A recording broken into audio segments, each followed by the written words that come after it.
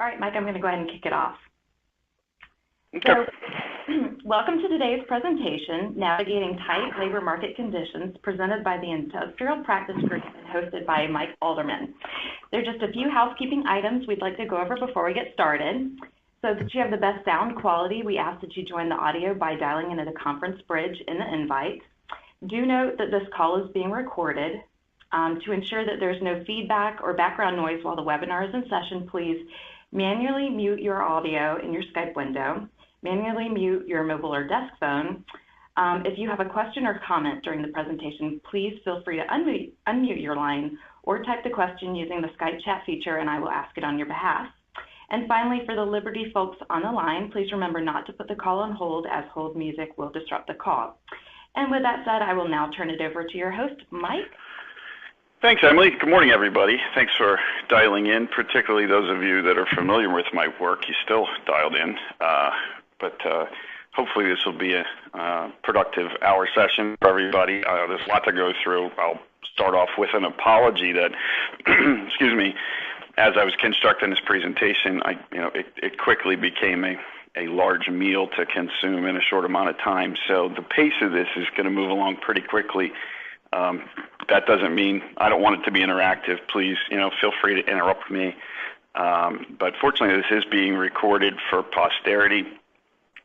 With all of its warts and flaws, I'm sure, but also hopefully some value that you all can take with you afterwards. So with that, let me just quickly go through the agenda. We'll talk about, this is obviously focusing on industrial, so we're going to talk about supply chain and labor, the types of jobs in buildings, the actual, the labor market, starting nationally, working down to an example of a local market.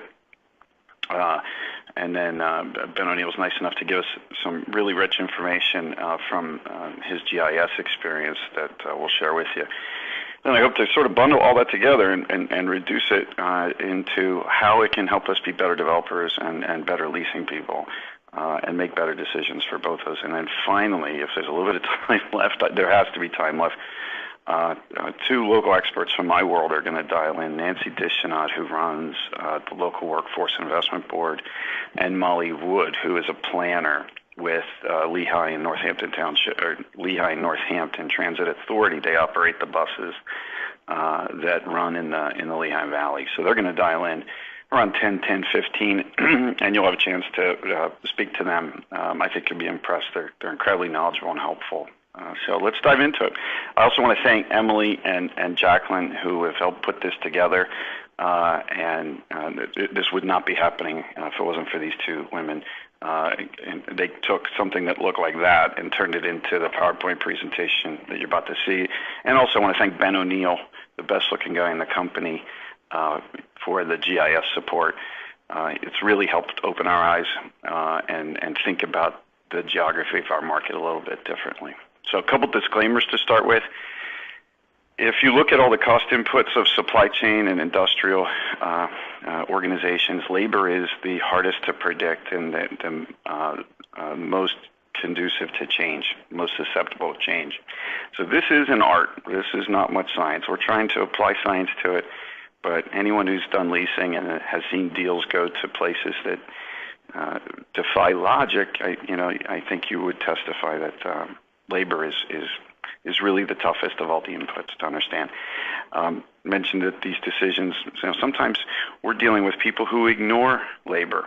Justin Fanslaw's pulling his hair out right now with a company that's going to go to probably a remote location. Why? Well, the person making the real estate decision is measured on real estate savings only, and labor is somebody else's problem. Well, we can't avoid that happening sometimes. Hopefully, if we're smarter on labor, if we use some of these tools, and if we build some of the relationships around the labor that goes into our buildings, we can improve our odds of winning more deals and extracting more value from the real estate that we have, which, if you look around the company, we tend to own buildings in core market areas where there is a good labor supply. This presentation ignores the dark art side of labor and focuses mostly on the purely economic for the reasons that I just mentioned. But, please remember going forward that there are those human aspects of what's going on in labor. Okay, let's dive into how it works. So our customers, we call them tenants. They wake up every morning, look at themselves in the mirror. They probably don't think of themselves as a tenant. They see themselves most days as manufacturer, distributor, shipper, vendor, or customer, employer. Obviously, we're going to focus on the last one of those parts of their life. They also probably look at themselves as operating a supply chain where they buy, make, and move product from raw material to final customer. Liberty tends to live in the second half of that supply chain. Most of our uses start either somewhere in the manufacturing phase or just after the manufacturing phase, and then go to the final end of fulfillment. That's our world. In that part of the supply chain, you can say there's three major inputs for cost: real estate, transportation, and labor. And a key metric in that world in that part of the supply chain is something called the delivered cost, the total delivered cost. And the goal is to have the lowest delivered cost. Now, there's also service metrics and goals in terms of speed and availability of product and things like that. But looking purely at economics, LDC is the yardstick that supply chain people are measured by. We're focusing on labor today. So here's an example of one of our tenants. I smoothed it to about 100,000 square feet. And looking at those three inputs of costs, this is something all of you have seen before, that real estate occupies the smallest percentage of the supply chain dollar that is spent. A little bit of detail on this. This is a 100,000-foot building. I have $9 of occupancy costs, throwing utilities and everything, CAM and rent in.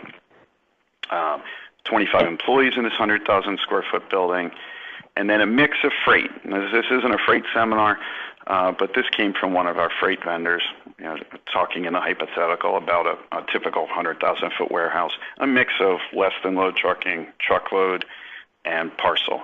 And you can see that occupies the biggest percent of the supply chain costs for a typical warehouse type building. If you change that assumption and you want to look at more of an e-commerce building, the freight is enormous. It becomes a very big piece of the spend. So again, we're looking, this is a 700,000 square foot. This is modeled after an Amazon building we have here in Lehigh Valley. Rent, CAM, utilities, works out to about a little over $9 a foot. Labor, 825 people at a blend of 14 an hour and 45 an hour. This ignores fringe and benefits and things like that. And you can see they're spending $36 a foot on a building they're paying us less than $5 a foot in rent on. The really surprising thing, though, is the freight. They average 300,000 parcels a day out of that facility. If you say $2 a parcel, which is a low number, you see it adds up to over $220 per building square foot is what the constituent freight spend is. This accounts for, or at least it's deductive of, different decision methodologies that different types of operations have. We're going to talk a little bit more about Amazon later as an example of e-commerce. Another embedded cost, which wasn't included in the previous analyses, was the turnover of labor. It's a reality. Our tenants hire people. Those people stay for a while and then they leave. Kane Logistics did a white paper recently where they said it's about $7,000 to replace a warehouse worker. Here's how that math roughly would work using the same 100,000 square foot building, 25 employees. One of our labor consultant partners told us that a 35% turnover rate is about what to expect in a warehouse. And when you factor that in plus the cost to retrain and replace, you see they're spending over 60 cents a square foot just to handle the turnover of their employees. This is a little bit deeper dive and tell you how you get there. This is the staffing of the building. Then you add in the turnover, and you get a total warehouse labor cost of almost $8 a foot. Now you can imagine when you go to, well, let me show you one more thing about that before I move on. if you change the turnover rate from 35% to 25%, in other words, if our tenant becomes a better employer, they pay more, they train more, they provide better benefits, they do other things to keep people. If they can change that turnover rate from 35 down to 25%, they can save the equivalent of 35 cents a square foot in rent. So it's important for our tenants, once they get a warehouse worker, to hold on to them. It's tough out there. Some of the things they can do to hold on to them: hire the right people, communicate with them frequently, recognize them, give them awards when they do things well, communicate what their future career paths are, and of course compensate them to market or above market. And sometimes the best thing they can do is outsource workforce management. This is the primary thing that a 3PL does, is really handling the labor for a warehouse tenant. Let's take a look at some of the job characteristics that industrial employers have to think about. Obviously, there's technical requirements. There's a lot of machinery, different types of equipment, whether it be machines to make things or machines to move product around the building. There's physical requirements that the employees have to fulfill. There's different elements of walking, lifting, and repetitive motion. Some of the climates are not the nicest to work in. We have a paper facility here that gets very warm, has some humidity in it. We have other buildings that are cold, and they have to make sure that they take these environmental things into effect into consideration when they're hiring people.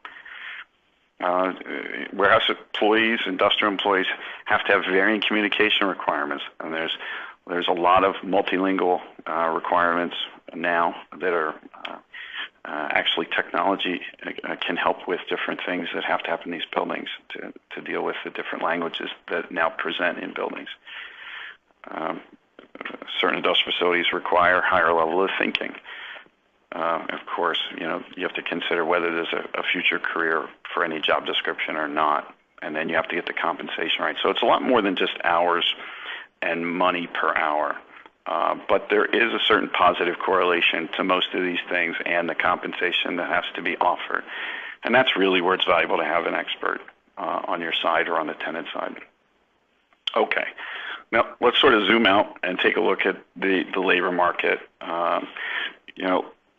We're in the fifth, sixth year of a worldwide synchronous global expansion. The 5 largest economies all have unemployment rates less than 6%. So this isn't just a dynamic in the United States. It's happening in most of the developed world. In the U.S., we're below the sort of the 6% unemployment rate, which most of my life we were told that the Phillips curve got very steep at 6%, and you start to see inflation at or below 6%. Well, we've been below it for a few years now, and we're at 4% in most parts of the country. One of the things that's been affecting the labor market is how many people describe themselves as being in the labor market. It's called the workforce participation rate.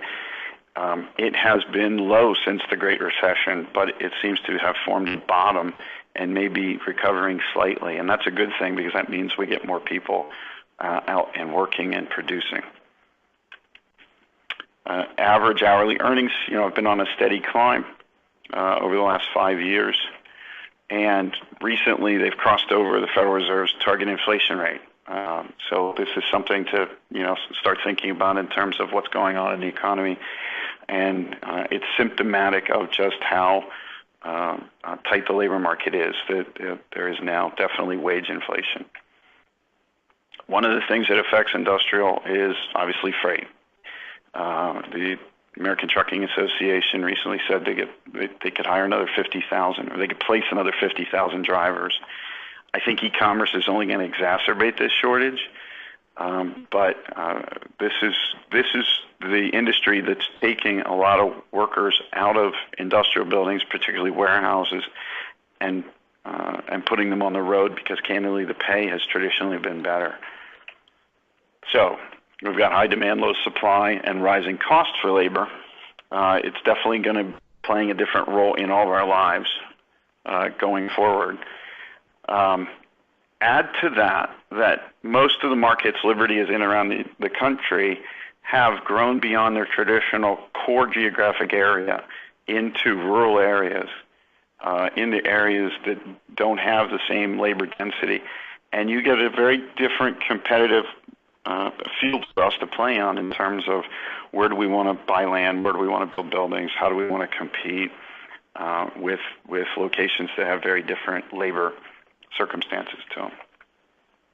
One of the things we can use, and I'm a big fan of this, is GIS, Geographic Information Systems. And you can think about these as, Google Earth on steroids, in that you can collect information all the way from property parcels through zoning and labor and demographics, and analyze it all simultaneously to make better decisions. So it lets you really think in 3 dimensions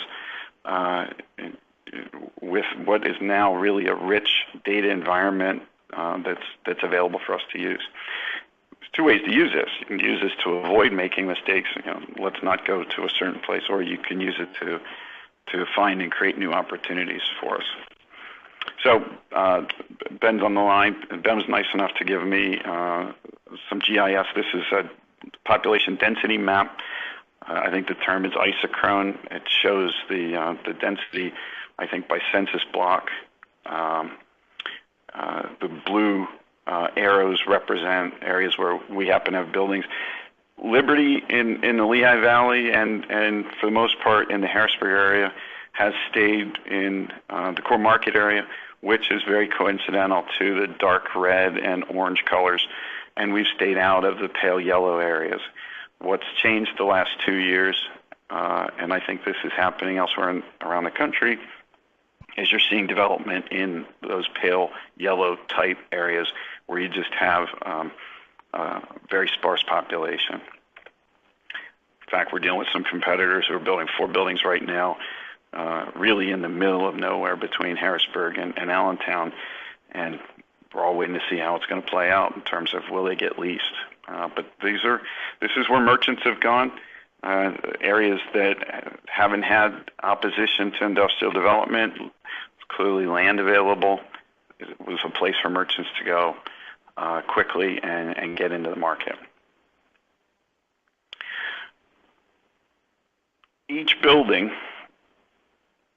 has its own labor shed, which is a catchment area.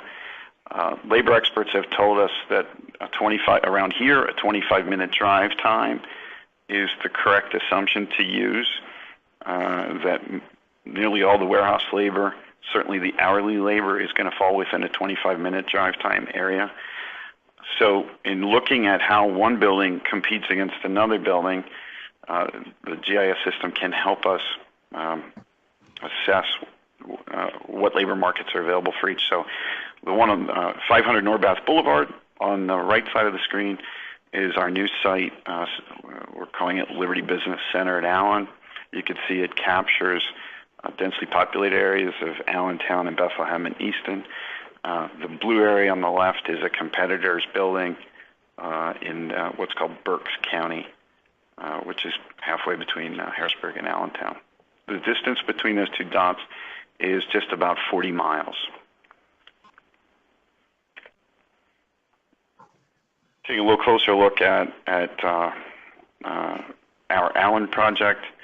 If you look at the bottom of the screen, this is a 344 square mile area in this drive time assessment, and there's 363,000 people, which works out to a little over 1,000 people a square mile. To compare that to our competitor's site, they have about 571 square miles in their drive time labor shed, and only 114,000 people, which works out to just under 200 people per square mile. So more land area, but 1/5 the population density of working age people. Pretty big difference.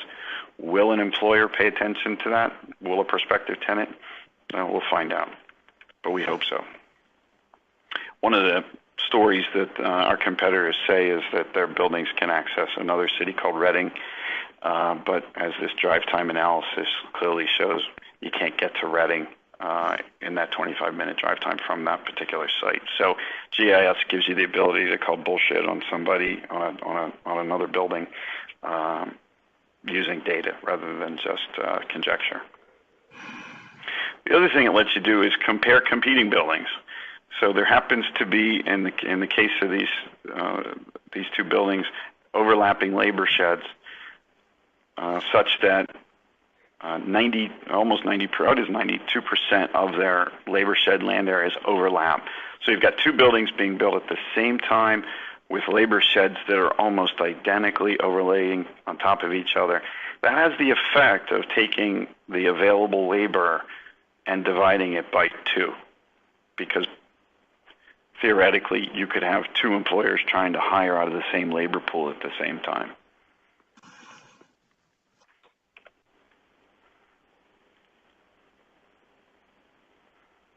Ben, how am I doing? You're doing great. Okay, all right.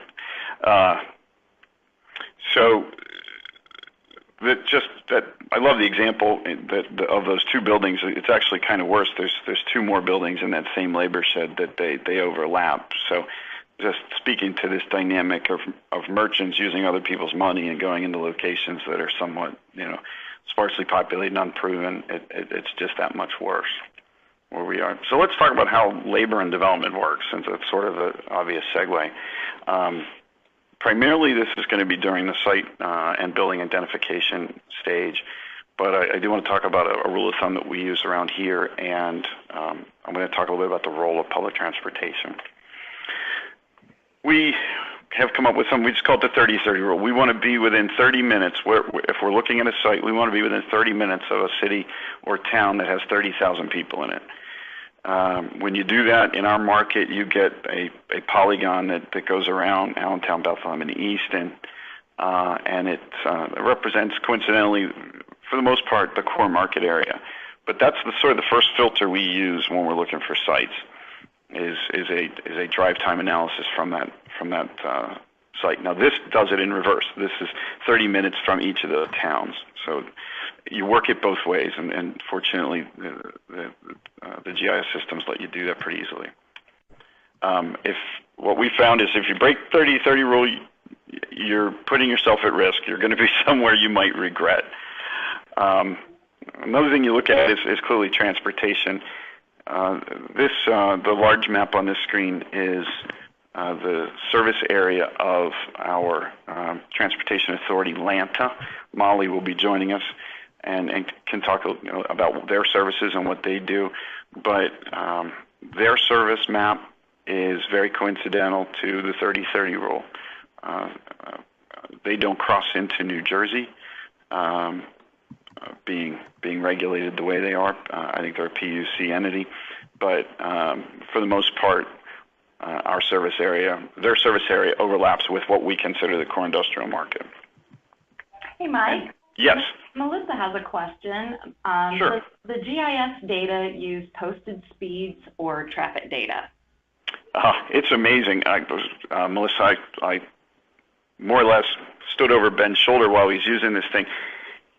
He has the ability, or GIS systems have the ability to say, let you pick what time of day that you do the drive time analysis, what kinds of roads you can avoid or use, what speeds the car or vehicle travels at in making all those decisions. So the studies that we have here, we're using midweek, or during the week, Monday through Friday, and I think it was a morning rush hour. Is that right, Ben? That's correct, Mike. Yeah. And then individual road segments have different posted speed limits, and what's integrated into the GIS system is the necessary calculations to account for each road's specific speed limit. So you're not going 55 miles an hour down a 25 mile per hour posted road. So these systems are very accurate. All right. Thanks for that. So we're talking about public transportation and development. Another consideration there's a few more considerations with development. It's worth talking to the planners at your transportation authority when you're looking at sites. First, to talk about the types of services they offer. It's not just fixed bus routes that run fixed schedules. I think you'll find that most transportation authorities will provide customized services. They want to get people to work, and they're able to offer creative solutions to do that. Second is funding. They can institutionalize certain transportation movements and then get funding for them. So it doesn't have to be all rider supported. It can be a combination of rider, employer, and government supported. And then finally, when you're designing properties, and we see this every day now, we moved our office recently to Liberty Business Center, where we have bus service, and we have bus stops, but we don't have bus shelters and we don't have sidewalks. We're in a park that was built predominantly in the 90s and early 2000s, and public transportation wasn't as much of a consideration in development then. And now we're regretting it. We see people walking along streets right beside trucks and obviously cars. And our projects we're working on, like Allen and others and Spring Creek, will have better transportation amenities designed into the parks. What kind of role can transportation play?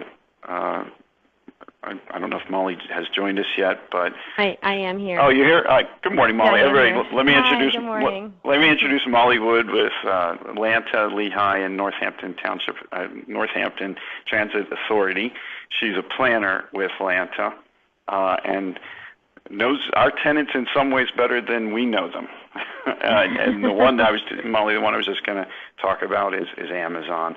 That you think somewhere in the order of 14% of their hourly employees are riding your vehicles to and from work. And the effect of that is it substantially increases the pool of available workers.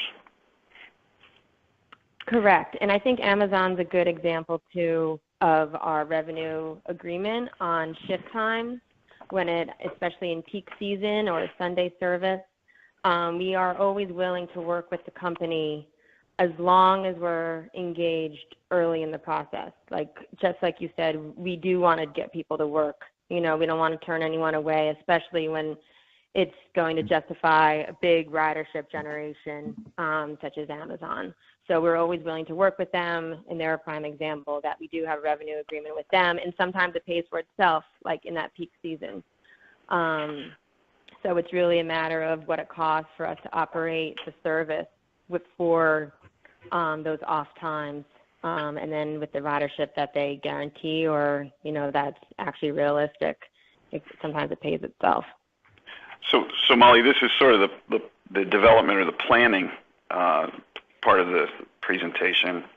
And then building on what you just said, if we come to you early, or if a developer comes to you early, what are the kinds of services that transportation authorities offer, and what are the geographic considerations of those?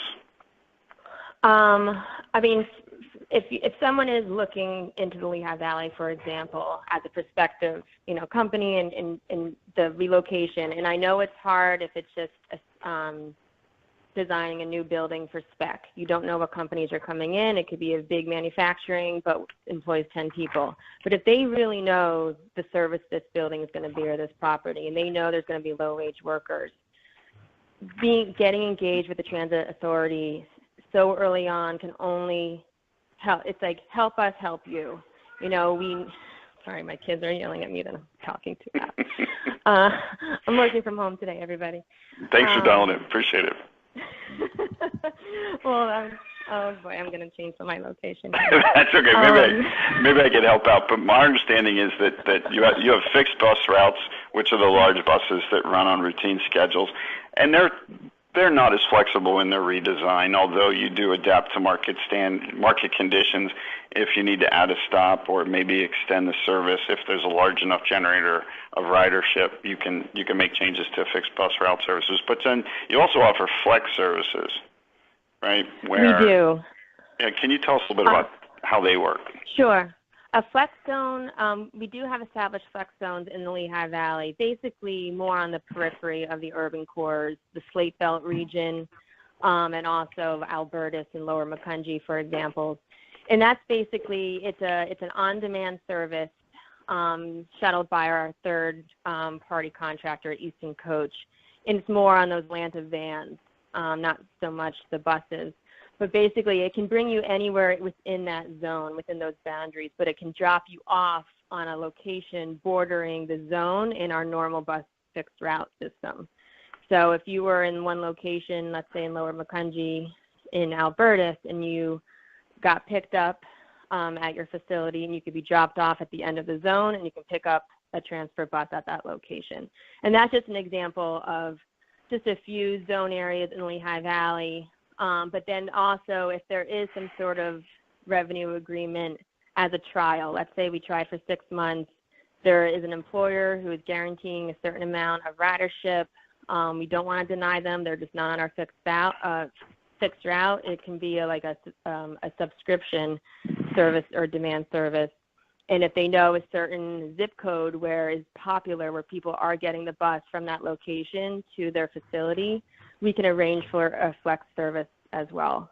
And if it does generate a lot of ridership and there's a lot of good feedback and it serves to be efficient, it gets us on the radar for perhaps including that in a fixed route, in the future.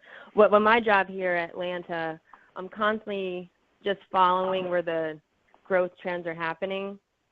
And if I'm grouping together certain warehouses that are happening within a 3-year period, perhaps one is being built now, but there's plans for in the future, we're always keeping this into consideration because perhaps that's going to look different in 3 to 5 years. About that could be on our fixed route because, the land is changing and our routes can be changing, and maybe we're underserving certain areas and overserving others. So it is a juggling process, but we always just want to make sure we are serving the right areas. Is it your sense that most transportation authorities offer something like a flex zone service? I'm not sure what most or what other transit authorities would be doing. I mean, it always depends on the size of the area. For example, my colleague, he has 40 years from SEPTA, and that's a huge region, obviously, outside, around Philadelphia. And then he's coming to the Lehigh Valley, which is a smaller scale, but it's just as large of a span because you're hitting rural, suburban, and urban. Geographically, yeah, you have to cover a bigger area. Yeah, but obviously you have fewer people and less density. How can we get a sense of order of magnitude what a flex service? The theme in industrial is that industrial development often has to happen at the edge of the existing development, not necessarily an infill. So that means that the transportation to those types of locations is not as established, certainly not from a public transportation standpoint. What would it cost, order of magnitude, or how would you describe the added cost to create a new zone service? To create a new zone service, for the map, like to make it similar as like Lower Macungie. Yeah. Well, I know. I want to say there is actually going to be a new zone within the Coopersburg area, and I'm not sure. I need to check with my colleagues if it was based on our own evaluation or demand, and how we're seeing where, if we're not serving a particular area, but it does have, a potential urban, core. I wouldn't say downtown Coopersburg is urban, but it's still it's touching on a base of the Lehigh Valley that we're not serving, and if we consider that we should be, I think that's how a flex is originated. A flex zone is originated. And is that something that you initiated the idea to add that service area, or was there an employer or a developer? I think it was our executive director who. There's been a lot of residential development in that area, and it's now needed, I guess. Right. Yeah, terrific. And I would Right, and I would say too, in certain areas of the Lehigh Valley, I mean, there's the 3 urban cores of Easton, Bethlehem, and Allentown, and there's the suburban region in between, you know, let's say in between Easton and Bethlehem, in the lower Nazareth and Palmer and Bethlehem Township, and there's so much land there, and depending on how it's zoned, we do pass through there to get from one urban core to another, and I would say that's not the periphery that is the problem, you know, in terms of the greenfields that are being developed outside of our routing system. If I were a company wanting to locate, especially, you know, near 33 or off 22, in those areas where we currently serve, that's another classic example of if you do know your low wage worker ratio, you know, if you do expect ridership, to find those sites along existing routing, it's a guarantee we can serve you. You know, it is going, and especially if we're engaged in, you put that pedestrian network included in your land development plan, that's a win right there. You know, it almost drops, you know, puts you right onto our priority list that you are helping us to only help you better. Molly, I'd like to come back to you. Let me just get through another section that I think will be... Mike? Yeah. Hey, Matt. Is it okay for me to interject here? Yes, absolutely. So I think this is a good spot to talk about what failure looks like when these labor sheds fail. And I think what I would bring up is the Trenton labor shed, which exit 8A is fully dependent on, it was fully dependent on. It reached failure 3 to 5 years ago. And it, you know, outside that 30 to 30 parameter. 8A is the largest part of the Central Jersey market and part of the Central North Jersey market. It's the third biggest industrial market in the country, just to give you an order of magnitude of what happened. So when it reached failure, the 8A companies that occupy 8A band together, and they created a sort of private transportation network, which went into the Amboys, Perth and South Amboy, and started bringing labor in to offset what wasn't coming from Trenton. And now my guess is we probably need to spend some more time on this, but I think that there's been an Atlanta type organization that stepped in since then in New Jersey, but there was a 18-month period of time there where companies were like overlooking 8A because of the lack of labor, and which forced, you know, for every action there's an equal and opposite reaction, which forced those companies that are there to start going into Perth and South Amboy, which is probably 45 minutes on a good day to get labor out of there. So that's what failure looks like in this stuff. Yeah, and we've seen other markets sort of go into critical condition. The western side of Carlisle, it really only takes a couple employers in some of these smaller areas to take a healthy labor market and turn it into one that's almost impossible to hire in. Yeah. So, by the way, that's a compliment. The dude and I'd like to be like him. Same philosophical scale. That's, you know. Let me just touch on a couple quick things. Molly, you're not going anywhere, are you? And, no, and I want to thank you for staying on. I do want to touch on one more thing and then get to Nancy Dishinot. Hopefully Nancy's had a chance to join us. But we were talking about labor and development. I just want to switch to labor and leasing quickly, because this is really the battleground day to day that so many Liberty people have to deal in. One of the things we've done here to help our tenants is to actually host job fairs, pull together their advertising, charge them just $400 or $500. Crystal Weiss, one of our property managers, has done it a couple times now. We give them, if we have a vacant space, we do it in the vacant space. We advertise on the radio. We get billboards, and then we collect information from the applicants coming in the building, and it works out well. We got over 100 prospective employees at the first one we did. But if in the the knife fight of leasing. You need to understand the facts as it relates to labor, and of course you need to understand the prospective tenant or the tenant's labor requirements, how many people, their shifts, how they're planned to grow, any physical aspects, all those job description things I went over. Then you also need to understand your site and your building and any of its limitations, whether they be physical parking limitations or permit restrictions, and then of course the labor market around your building, because you're going to have to overlay all that to the competition, where you need to know basically the competition's site restrictions, its labor market, its availability of public transportation, and all those things. And it's the competitive leasing process is very much a putting these three things on top of each other and looking through them and finding where we have an advantage or we have a disadvantage. Hopefully, we've been smart and put buildings in good places and design them well. But you also need to know your weaknesses too as a part of that process.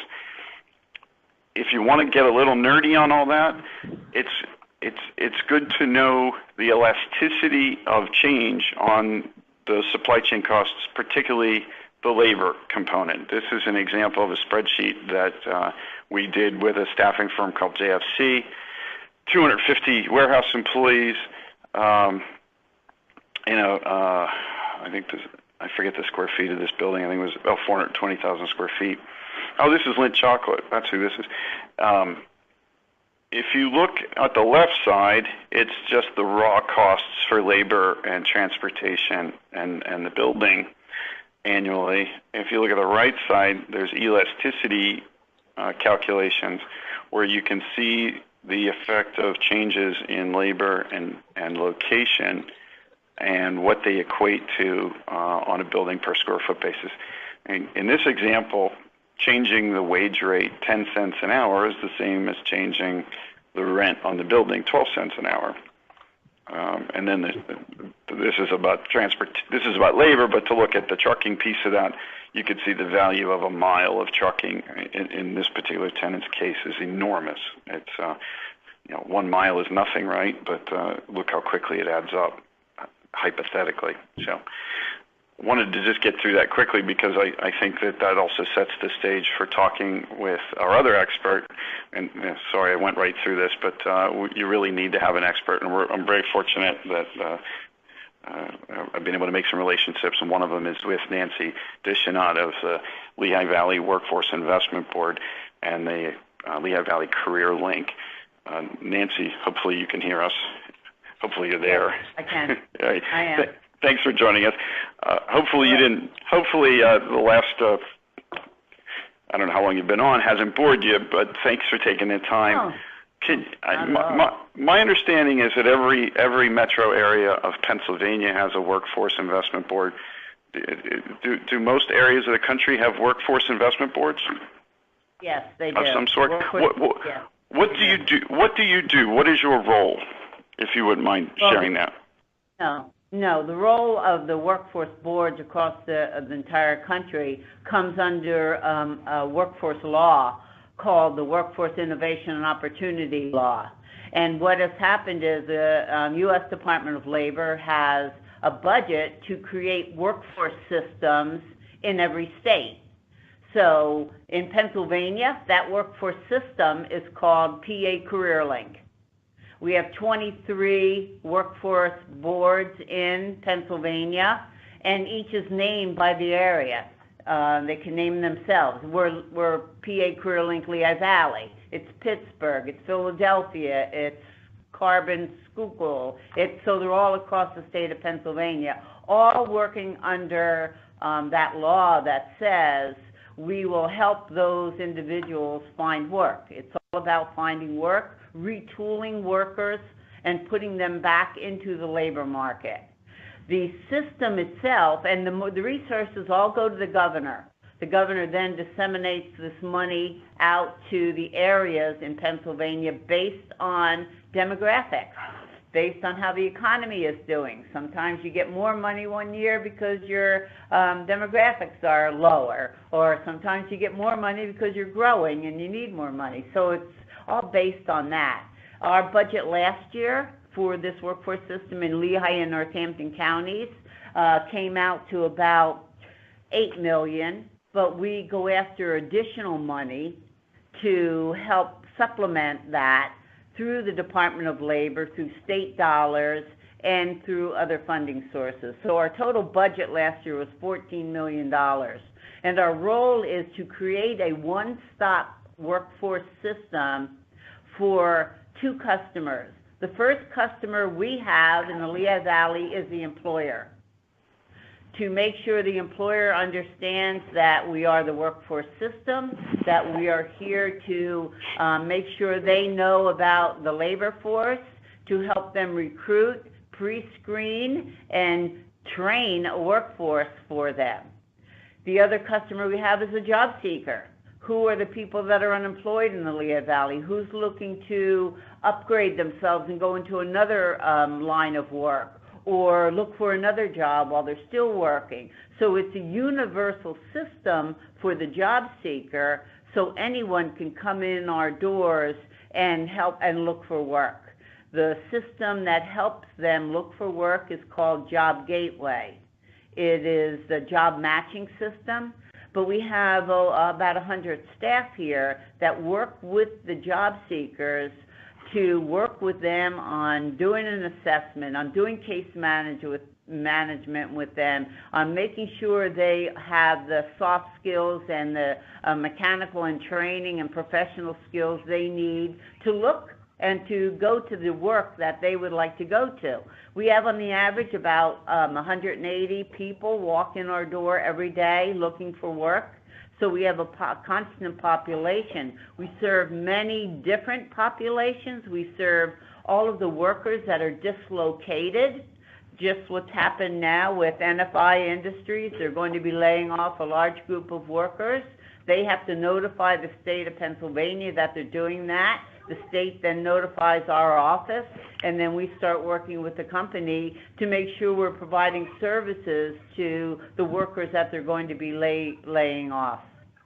In this building, in this one-stop system, you have many partners. You have the literacy providers. You have the Department of Human Resources, which is trying to get people off the rolls of welfare. You have all the dislocated workers that come into our building, like when Wells Fargo went down, when all these companies do right-sizing, we help them get back and retooled and back into the labor market, constantly working like that. We work with older workers. We work with a large population of youth between the ages of 16 and 24. And right now, if I walk out of my office and go a few steps in our big career resource room, we'll see about 200 to 300 professionals that are in the room looking and networking and trying to find a way for them to get back into the labor market to find the jobs that they want to be at. So it's a very comprehensive system. If you walk in the building, the community college is here, the career and technical schools are here, Skills USA are here, the career and technical schools are here. It's a no-excuse system for anyone looking for work. Because, and I think that's very important to you, because we don't want anyone on the rolls collecting unemployment unless they're going back into that job, and we don't want anyone on the rolls of public assistance when there are jobs available, and we don't want anyone floundering on trying to understand where the jobs are that fit with their skills. So it's a very, holistic system of workforce development. Within that system for the employers, there are training dollars available to them. We provide on-the-job training. We can pay the employer half of a person's salary for up to 6 months, depending on the background of the individual and the job skills that that employer needs. So there are resources available too. One of the biggest resources we have is that we are their recruitment arm. We will come in and we'll do recruiting for them. We will do the screening for them. We'll do assessments for them. We'll do anything we can do to help them find a work workforce. We had 160 job fairs with not even in 1 year in our building alone last year. 160. So anytime an employer wants a job fair, we stop what we're doing and do it. We established an employer engagement center right in our building so that employers can come here and have their meetings here if they don't have meeting rooms at their office, to come here to learn about training dollars that they can get, come here to learn about how they would recruit a workforce, where they're going to draw them from. We sit at that economic development table when employers are coming into the area and talk the talk of what's required. I mean, I can't find you a workforce at $9 or $11 an hour. So it's the talk of economic development that is so integral to workforce development anymore, to make people understand what the workforce looks like and what resources they have and what they have to do in order to encourage and entice a workforce. This is a whole new ballgame for employers and our community, because not too many years ago, we had on the average of almost 100 workers per job opening, and now that's kind of reversed. So we're just getting into understanding that totally, and understanding that we have to up our game as employers and look at what we are offering workers and what we're paying them. You know, I talk a lot about we have 100,000 people that leave the Lehigh Valley every year, every day for work. And I want them home. I want them staying here in jobs in the Lehigh Valley, and question them all the time on it. But they're not leaving to go to Philadelphia because they want to. They're being paid more money, and there are higher level jobs that they want to that they're working at. So there's a lot of that happening around. We keep a pretty accurate list of business growth and business downsizing to make sure if there's a company like Wells Fargo, and when they went out, we're looking for companies that have customer service, because that's a great workforce that we can take that went out of business that we could put into a new business. So it's almost like, let's look at who is actually unemployed and try to go after on companies that might match some of the skill sets from those workers. I mean, I could go on all day. I don't. Nancy, you're a treasurer. You've spent your whole career in the Lehigh Valley. If I read your biography right, you came out of the local community college and you serve on its board, and you know, you're a treasure for us to have here. But I think that you have counterparts around the country at other workforce boards that are equally as passionate about helping the workers in their community and helping the employers in the company. You know, it's everyone on the call.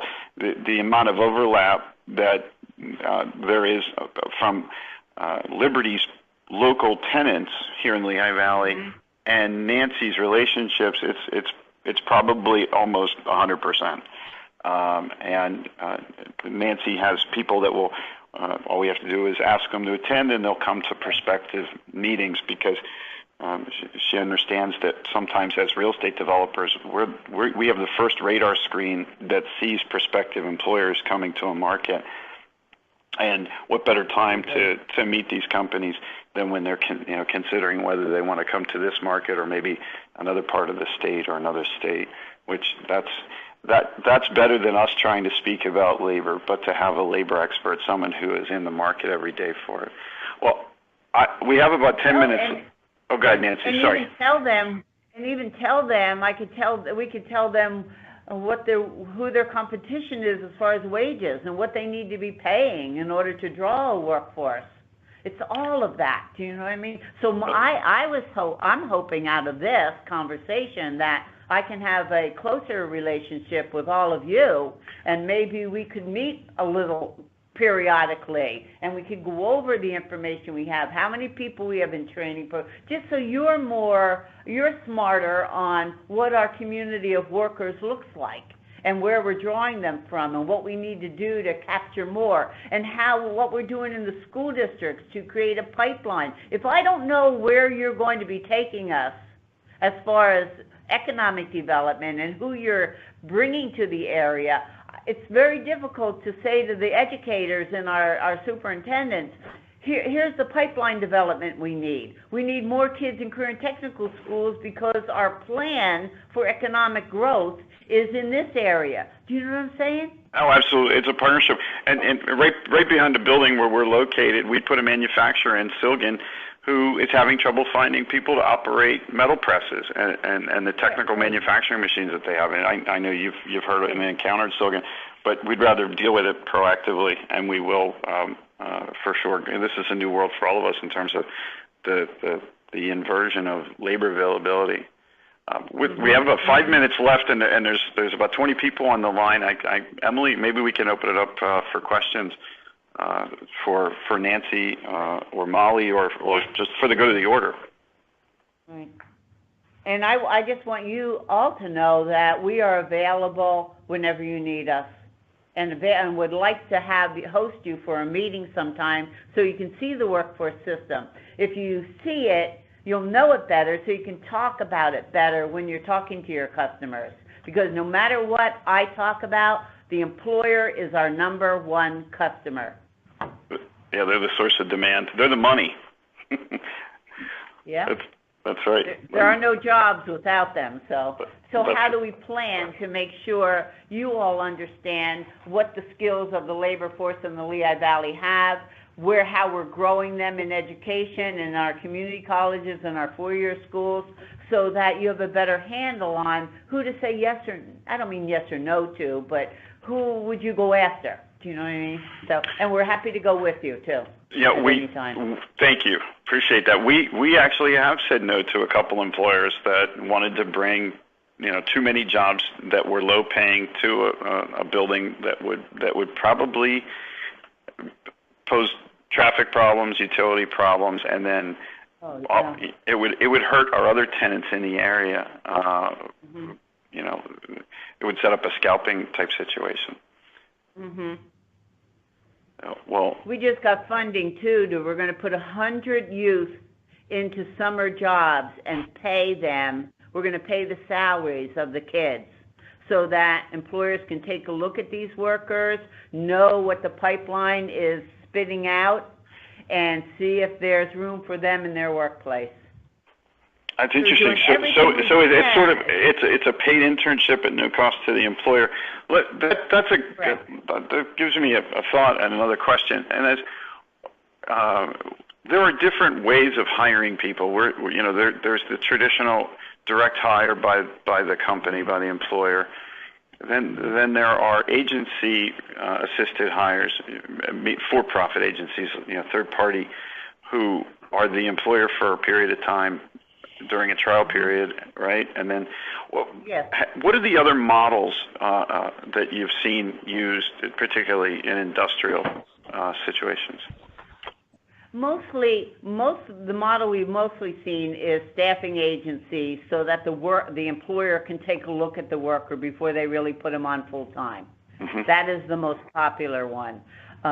We don't work that way. We will. I mean, we've certainly sent people. We have staffing agencies come in here all the time, because I don't care how an employer gets a worker, as long as they get them. Mm-hmm. Mm-hmm. And the other model we talk about is on the job training, where we can pay them to take a look at that worker and pay their salary for up to 6 months, half of their salary for up to 6 months. The other thing is work experience, which we're getting a lot of employers into. Let's take kids and people that are in community colleges and put them in a work experience in your environment, where you're taking a look at their work skills. You're not hiring them full-time yet, because they're still in school, but they're going to school and they're working for you maybe 20 hours a week or 10 hours a week. And it's almost like a tryout employment. Mm-hmm. Because skills matter to the employer anymore. It's expensive to hire a person, so you want to make sure you get the right one. And I think the other model too is, just using the workforce system so that we can assess the workers for you. We can recruit them for you. We can assess them for you. We can schedule the interviews for you. We become your silent personnel department. So there's a lot of advantages to working with the system you pay your taxes for. It is a new world. The days of us building buildings just assuming that an employer will show up and there's an adequate supply of employees that'll just all of a sudden be there. Those days are over, and it tends really to grateful. Be the number one issue. Yeah, the number one issue is workforce, and I have seen the employers start doing some crazy things to get a workforce. So I want to avoid that with them. For sure. A statistic on that, a few years ago, a trade association, Nancy, that we work a lot with, the Council of Supply Chain Management Professionals, they did a study of new industrial facility startups, and they said that over 70% failed to meet their objectives, and most of the failures were because they misassessed the labor situation. Yeah. Nancy, thank you very much, and Molly, thank you both for taking time. You've really enriched the conversation and opened the eyes of a bunch of dumb real estate people, really. But we hope to do this better, and we're really important to us. You know, I want you to know that you're very important to this community, and you're very important work that you're doing, and we'd like to be as engaged with you as possible to help. Well, appreciate it. Likewise, and we want to help, and we have an alignment of interest to get people working and get them to work, and both of you are what you do is a huge piece of the puzzle. So, thank you, Nancy. Thanks, Molly. Appreciate your time. Oh, you're welcome. Thank you. Bye-bye. Thank you. Bye. Bye-bye. Thanks. Emily, I think we can wrap things up. Yeah. No other questions in the Skype chat, so I think we can say goodbye. I hope everybody found this informative. Thanks for taking the time on a Friday. Everybody I know is busy. Really appreciate you being a part of this. And if you have any questions, you want to follow up with me on anything, please feel free to give me a call. Thanks for your time. Take care. Thanks, Mike. Thanks, Mike. Bye-bye. Thanks, Mike. Thanks. Thanks, Mike.